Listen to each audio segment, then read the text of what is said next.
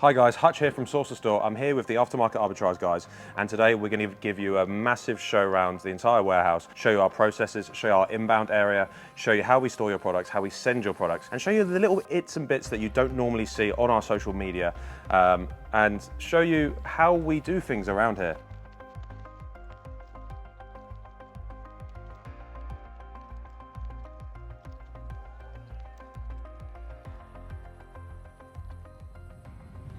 Hi guys, it's H from Aftermarket. Today I'm here at Source to Store with Glenn. Hi mate, nice to have you guys down. Appreciate coming down. Nice to meet you, mate. And today, in this video, we are going to be going through the warehouse operations which they put in place to ensure that their warehouse is as streamlined as possible and they get your stock out within 24 hours at the absolute earliest, but 48 hours is our backup time, but everything leaves as soon as possible. So Glenn, can you take us around? Yeah, of course. So as soon as you come in here through the door, first things first, very important for us, we've got our return section here and our sort of inbound section. This is for any stock that gets sort of caught up in the process, gets damaged. For example, we've got a coffee machine here that's clearly arrived in a not prime state, even with a little bit of poo on top. So that's got to go straight back. That is not suitable for going to Amazon. We want to make sure that these guys and anyone that trusts us with their stock knows that we won't be sending that through to Amazon. That's not fair and exactly not how it wants to arrive to the customer on your behalf. So it's very important to us to have this as soon as we come in. So when the drivers come in, we make sure the returns are processed nice and quickly.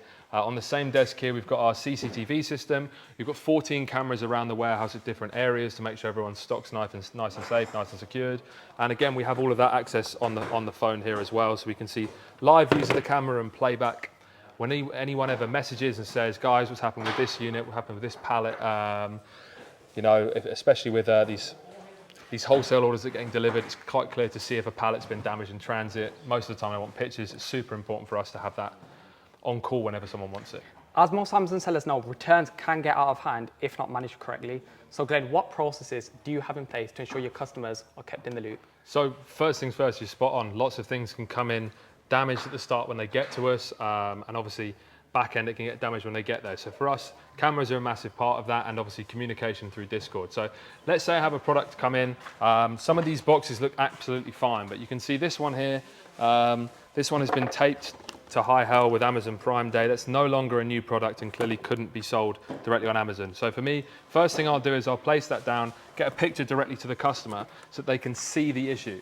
If the customer then decides that they're okay with that going in, then fair enough. But most of the time we'd organise a return for them. They provide the label. We have collections here from Royal Mail, Every and everything like that. So for us, it's about including and getting a picture to the customer straight away of any issues that arise, whether it be a single damaged product, or let's say, for example, you can see here we've got some boxes that have slightly been torn. Sometimes they come in much worse condition than that. So for us, it's making sure that everything inside the box is as it should be, and if you have rips and tears in boxes, that the correct amount of the item is actually in the box when it arrives with us first. And again, the cameras are a massive part in that to help us prove to you that your stock's safe here with us at Source to Store. And also all returns you log on the system as well, don't you? So customers can see exactly what's been returned, when, and how much of the stock. All returns are logged on our portal system. You get messages on Discord explaining, you know, I don't think this is suitable, go out, it's leaked shampoo, or it's a broken television, or this, that, and the other. And it's also logged on our portal as well. So you get two efforts of, or two prongs of attack on that. So you get all the information you need about what's happening with your stock. And also you send customers images, don't you, of the stock? Yeah, customers images. Again, if I take a box out, it's you've got the CCTV, or if I see damaged issues and everything like that, you'll get a photo directly to your Discord. It's the best way to do it. It's the quickest way we've found as well. Everyone's online. They have their own ticket system within our Discord so that they can see any issues that may arise. The whole team can see any problems and how you'd like to be resolved as well. Yep. And also the great thing about that is once you've got images, you can then go back to Amazon and say, look, absolutely, this is not as it should be. You owe us some money. Exactly, yeah. The key thing is that I can say that something's damaged, but you go, well, you know, prove it to me. And if I can show you I've opened the box, I take it out and there's shower gel all over my table, or, you know, as I say, there's glass coming out from a candle, and I can give you the pictures and the videos as well. That sort of seals all doubt in Amazon's mind with regards to a return. So as you can see, Source to Store has got systems in place for all stock that is returned to make sure that the leakage within your business is kept to a minimum. So now we're just walking over to the inbound station here at Source to Store. So essentially all your stock that comes in is received and put here. So Glenn, please tell me a bit more. So we've organised everything here by client, which is the key thing for us. It might not look the tidiest thing in the world, but for us, everything has to be organised by the pile for each client to make sure that we know whose stock is whose and it's not getting mixed up. We've got the labels, and there's also a station there right at the end, as I'll show you in a second, for any issues with labels that are partially damaged, so we can't see whose stock it is. So anything that comes in on an OA, an A2A, or anything like that basis will arrive in here. It'll be organized first into piles based on the client, and then it will be taken over to either the inbound station, the return station behind if there's any issues, or taken over to our desks that you'll see in a moment for processing and then sending back out as well. So here as well, this is where I'm guessing you check for discrepancies when it comes to orders. So let's say I've ordered 2 pallets of Dove shampoo, right? Let's say 1 pallet of Dove shampoo turns up. Yeah. That's when you can then audit essentially the delivery that's turned up and let your customers know, to let their wholesaler know that what's turned up is not correct. Yeah, this is our first port of call for checking for discrepancies. As I said, it's quite obvious for me to notice if I'm due 10 boxes of your wholesale order and 7 turn up, that's quite an easy thing to see here. If I'm due 2 pallets and 1 pallet turns up, that's sort of our first port of call that there might be an issue, and we begin that initial auditing process. And that is so vital when it comes to wholesale, because a lot of these wholesalers, you need to let them know within 48 hours if there's a discrepancy. Yeah. So essentially...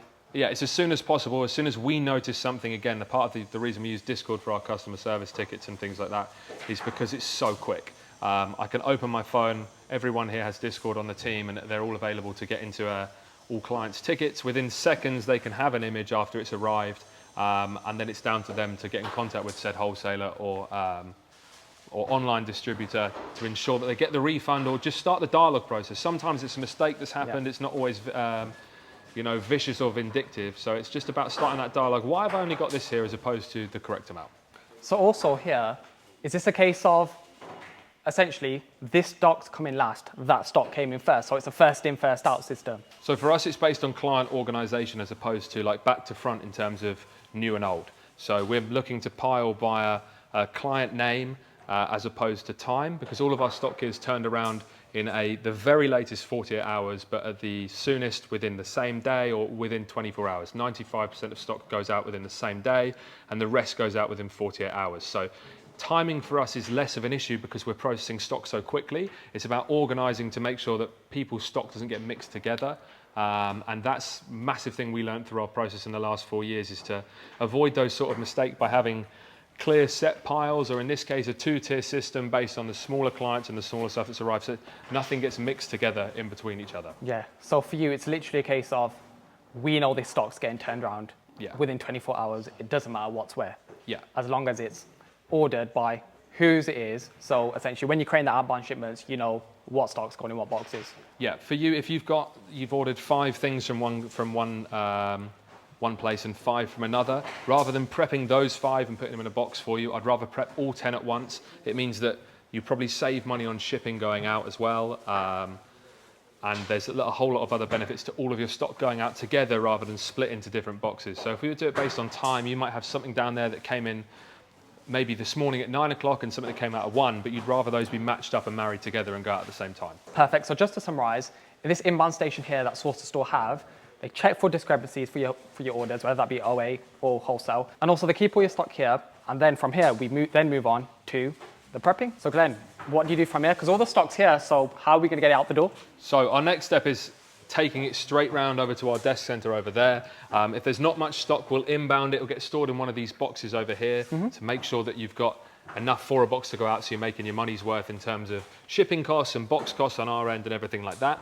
But let's say there is enough, we'll come straight over here to one of our prep desks. We'll start to process through the stock, inbound every item. Again, check for those secondary discrepancies of breakages that wouldn't be visible straight away. There might be a breakage within the box and things like that. We'll then lay out all the stock on one of our desks over here, start to process it for our portal system, and mainly get it back out to Amazon for you guys to sell. Okay, so straight off the bat, I can see a lot of boxes over there. So for you guys, what system have you put in place to ensure that essentially carrying boxes from there to here is as efficient as possible? So we've got a few different things. We've obviously got our pallet trucks and pallets if we need to move large stocks such as fridges or freezers over here. We've got a few different trolleys for the sort of smaller parcels, and we've got plenty of space for forklifts and other things to move stock directly access to tables. We've got some down here that are more suitable for a pallet as opposed to our desks in the middle that would be more suitable for sort of OA stock and everything like that.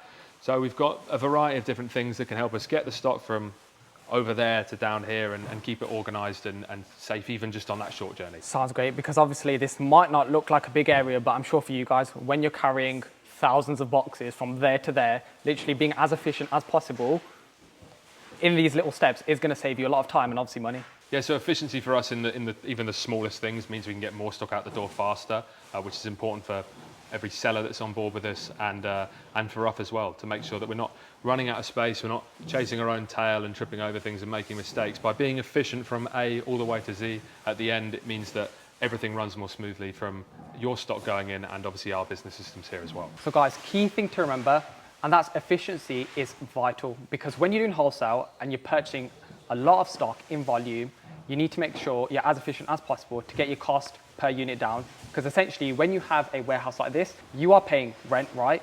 So the more units we can get out in a month, what will that do for us? Well, essentially, it will decrease our cost per unit. And obviously, the lower your prep cost per unit, the more money you are going to make selling on Amazon. So now let's go over to the packing stations, which is where the magic happens.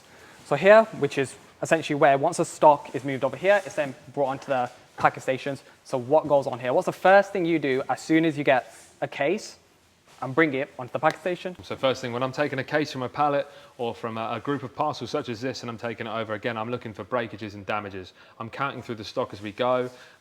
Over here, once we're onto the table or in sight, we've got 2 different cameras per desk to ensure that everything is taken very seriously regarding stock health and discrepancies in that. So there's always the ability to see what we're doing as a prep center, and as I say, providing footage for anyone that needs it in terms of breakages, damages, discrepancies in stock items, or even the wrong things being sent sometimes. You can clearly see from those if there's any issues. So that's from taking the stock from here to there, that's our first sort of notion, and then we'll get all of the stock out. At the moment, we've got these boxes that we'd start to work through. Again, nice to have them being unboxed specifically under the cameras so that you can physically see when I open them, I've got no chance to pocket something or drop it on the floor. You can see exactly the condition and the amount of things that turns up directly under the camera view in case there is any issues. So yeah, let's say obviously you've opened one of these boxes, cartons, cases, right?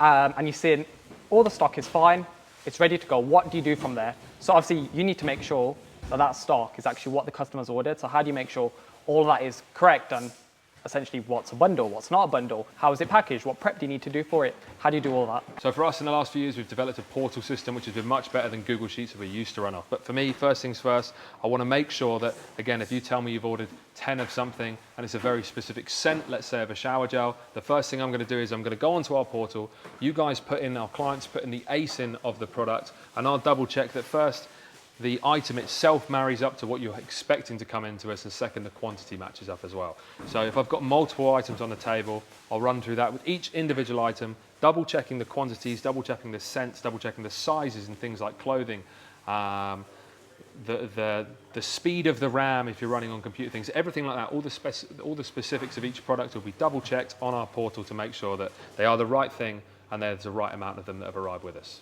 So how do you make this whole packing process and this whole packing station as efficient as possible? Because I'm sure you have tens of thousands of units going through here every single month. So this needs to be as streamlined as you can get it. So for us, cleanliness is a massive thing.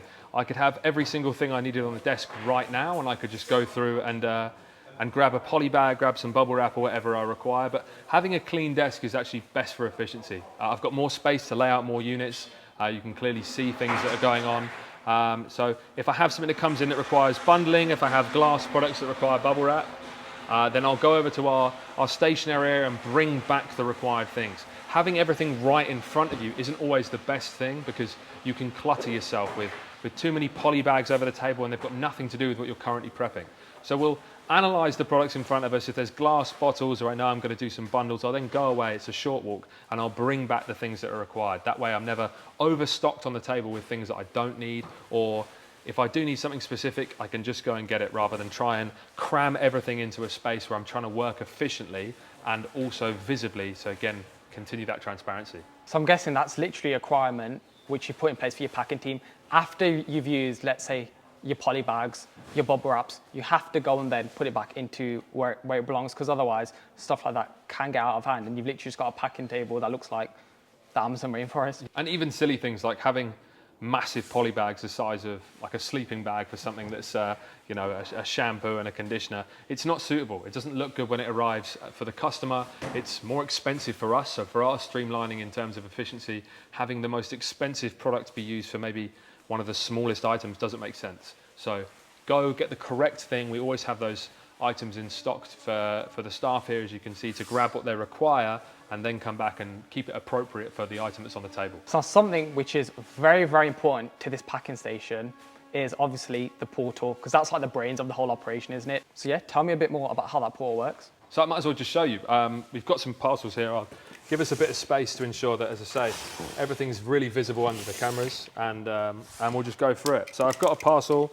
I'd open it, again, with full visibility under the cameras for you guys to double check any stock discrepancies.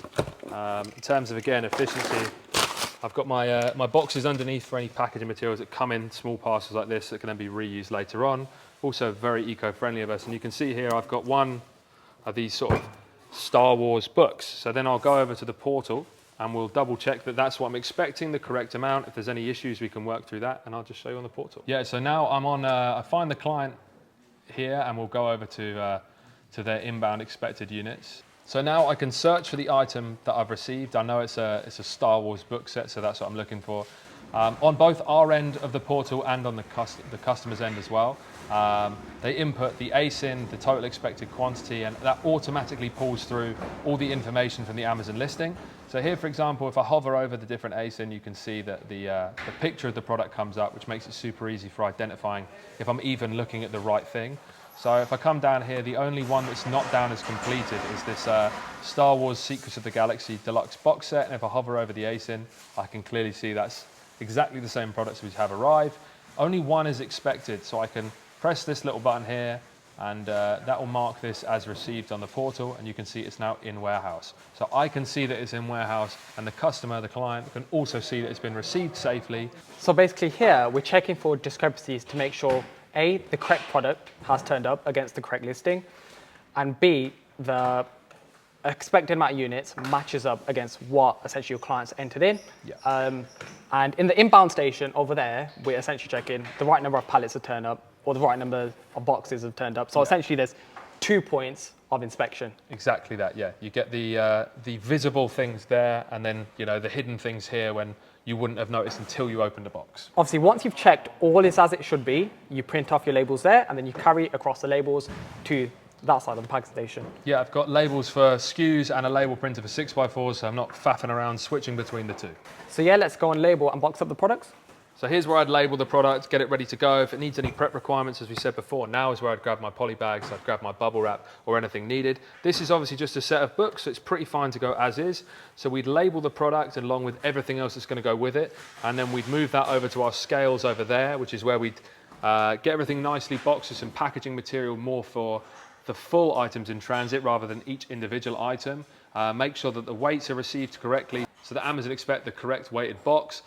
We write heavy on it if required, and alongside obviously saving people even more cash by ensuring that they're being priced via UPS shipping or priced via pallet shipping based on the correct weight as the box is going out. There's good money to be saved there as well. So guys, as you can see, as soon as literally that stock is prepped, it's boxed up and moved, I would say less than 2 meters to the scale, right? So that's as efficient as it can really get.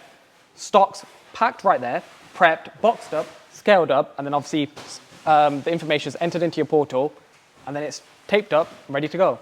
Exactly that, ready to go. We've even got our packaging material right under the table, so I can grab it as I need it to void fill any of the boxes to make sure there's no extra damages. So guys, as you can see, look how efficient that is. So little things like this, while it may look like just a little thing like I've said, this will increase the amount of units which you guys get out every single month, which again allows you and your customers to get out more stock every month. So that's better for them, isn't it? Exactly that, yeah. Time from A to B, not just in terms of from it coming from the door to out, but also A to B in terms of even just from the table to the scales. Every second that we can save, every minute we can save collectively each day means we get more out the door. And it adds up, especially when you shift in tens of thousands of units every single month. Exactly. So yeah, Glenn, this is your outbound station. So tell me a bit more about it. So this is, yeah, once all the boxes are finished, they end up starting down here. Now, date is important when it comes to outbound shipments because we want to make sure that the ones that are done soonest go out the door soonest. We get lots of collections here, so it's not the biggest issue, but still, we're organising them here. They'll come down and get piled up neatly like this. They'll get heavied if they require heavy on the box, and then they'll be stored here. As you'll have seen, we've sort of done this horseshoe shape of the warehouse to ensure when the stock is finished, we're back by the door. When the UPS driver pulls right up into the warehouse here, we're then only a couple of short steps away from filling the van, which is great for me because I don't want to carry hundreds of kilos halfway across a warehouse, but also in terms of, again, loading that van as quickly as possible with as many parcels and getting him on his way to the UPS depot and then to Amazon after that. Yeah, again, literally it's a case of efficiency in every single aspect of the business. So literally making sure every single system involved is as streamlined as possible. Stock comes in through those shutters, stock goes out through those shutters, and it's literally every single time stock moves, it's for a reason, right? There's Exactly no point moving stock for no reason, because what's that going to do? Waste money and waste time. Exactly. So how many collections do you get, out of curiosity, from UPS a day? So we're guaranteed one collection a day from UPS. We fill a full transit, and we also get 3 other collections weekly, one via a 7.5 tonner, and then there's 2 relief vans that come in a full-size transit to ensure we're cleared out. Any other time we have a really good relationship with UPS. We just say, look, I've got quite a few building up now in terms of we've had a crazy day after spring deals or after a bank holiday. Obviously, we won't get deliveries on the Sunday or Monday, so that Tuesday is going to be hectic. We'll ask for a relief van to come in at the end of the Tuesday or the Wednesday morning to clear us out, so we're, again, free and ready to work and get things flowing. But as we've said, efficiency. I don't want to be tripping over boxes that should have already been out the door. So that working relationship with UPS and with other couriers that we use is vitally important in terms of keeping stock turning around. Yeah, because something I've learned, it's essentially you want to touch the stock as least as possible. Yeah. Because once you've got to that point, you know your systems are extremely efficient and you're making more money because you're turning over stock much quicker. Exactly that. Yeah. I don't want to be moving this box to a different side of the warehouse because it's in my way here. It should just be that, yeah, it's being collected from here as soon as possible. I'm not tripping over it. It's not getting back in my way once my job with it is actually done. So Glenn, this is literally efficiency at its highest level. Yeah, we've been doing this 4 years now, and even when we moved into this warehouse, one of the key things for us was to make sure that the second we're in here, we're going to be working as efficiently as possible. Everything when we came in, the floor plan, the design of the unit and how we have it now was to make sure that everything as efficient as possible, even as this lovely day today, we've got the doors open, but if it's raining, the small doors on this side, so inbound must come out that way. And we thought of every tiny little thing in order to make this the most efficient space possible. It's not the biggest, it's still plenty big for handling lots of wholesale orders and lots of Amazon sellers in general, but we wanted to make sure that, yeah, everything was coming in, going out as quickly as possible, and every step in between is just down to where it needs to be. And also, you've got some really good height here. So when it comes to really scaling this and shifting more volume, you can use the height, get some racket up, and really scale out of the same square footage. Yeah, so we're at four bays of racking at the moment, and if needs be, we could add extra here or in the sister company next door. Amazon only lets us send 1.8 meter pallets, so we've specifically laid out the racking at 1.8 meter intervals. You get 3 pallets per bay, section of the bay. So we're looking at 9 pallets per bay. That gives us a total of 36 pallets at maximum capacity. On the sides, you wouldn't be able to go to max height, but that's perfect for heavier items that still need to be palleted out. So guys, as you can see, it's 4 years worth of optimization to make sure that your stock gets to Amazon as quick as possible. So Glenn, what on earth is that? Because that caught my eye as soon as I walked in. Yeah, so it's a bit of a strange looking machine in the corner. This is our cardboard baler.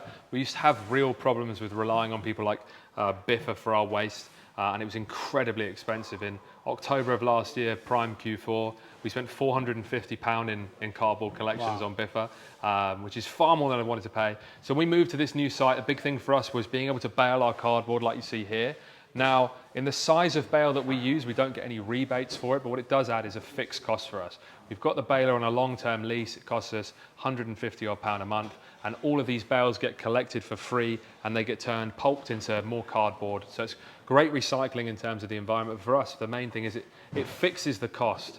The tech's actually really cool. It's really simple. All it is a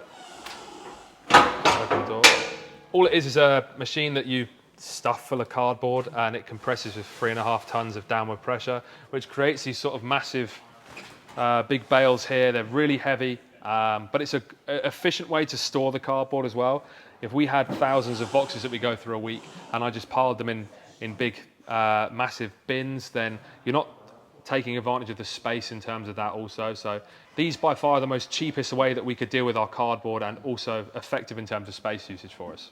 Yeah, so what most people don't realize is when you've got a warehouse like this, you are paying for every square foot. So it's very, very important to keep wasted space like this as minimal as possible. So now for those of you who perhaps have your own warehouse and you're looking for cost-effective solutions when it comes to A, waste removal, and B, maximizing your square footage, this is obviously a great option. So you guys being a prep center, right? Your whole goal is essentially to scale your clients' businesses. And obviously a big problem that Amazon sellers may face is cash flow. So how do you help people overcome that issue? 100%. So for us, when we operate our payment terms, let's say you come on board and you start sending us stuff in May, anything sent between May 1st and May 31st, that's sort of, you have that month in lieu. So at the end of May, you'll receive your invoice about 8, 9 o'clock on the last day of the month. You then got 7 days to pay that to us. So some operate on a 7-day turnaround time, some operate you paying us per box, but for us, we'll do the entire prep for the month, pay any costings up front for dangerous goods shipments, direct to customer fulfillment, and then at the end of the month, you'll get your bill and you've got the 7 days to then pay it. So if you're sending us stuff at the start of the month, sometimes you could be pushing 35 plus days before you actually get the bill for what we've done for you. So literally you can have clients sending stock to you, get it prepped, get it sent to Amazon, get it sold, get the money back, and then pay you. That's the key thing. We hear so much about, by the time their bill's rolled around, it's a big bill. They've sent more and more with us because they've had the cash flow too. And then by that time, everything's already sold, or a lot of it you'd hope would have sold, and they can reap that and then go again straight away for the next month. So you're literally helping your client scale in every aspect that you can. 100%, yeah. We've set that up to make it as scalable for people as possible. We can do it, so why not pass it on?